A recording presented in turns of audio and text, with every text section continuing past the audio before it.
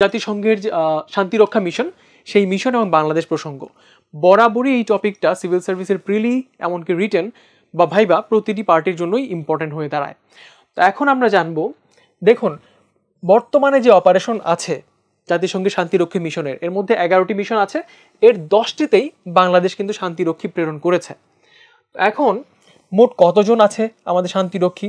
5,677 জন, যারা 2025 পর্যন্ত সবচেয়ে আপডেটেড তথ্য, এখনো পর্যন্ত 5,677 জন শান্তিরক্ষী বিভিন্ন দেশে আসলে নিয়োজিত আছেন।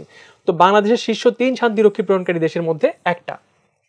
তো মোটা দাগে বিশ্বের অনেকগুলো দেশই আসলে শান্তিরক্ষী বাহিনীতে তাদের সেনা সদস্যদেরকে বা বিভিন্ন সার্ভিসের লোকদেরকে পাঠিয়ে থাকে। তো যদি একটু প্রেক্ষাপট জানার চেষ্টা করি, প্রথম যে শান্তিরক্ষী মিশনটা পাঠানো হয় সেটা হচ্ছে UNTSO, যেটা 1948 সালে প্রেরণ করা হয় মধ্যপ্রাচ্যে। ইসরায়েল বা তার যে নেইবারিং কান্ট্রিগুলো আছে সেই প্রেক্ষাপটে কিন্তু UNTSOটা প্রেরণ করা হয়। এটা একটা পর্যবেক্ষণ মিশন ছিল। এরপর বাংলাদেশের জন্য প্রথম মিশন ছিল ইউনিমগ। এখানে ইউনিমগ মিশন, এটাও একটা অবজারভেশন মিশন, যেটা 1988 সালে আসলে প্রেরণ করা হয়েছিল।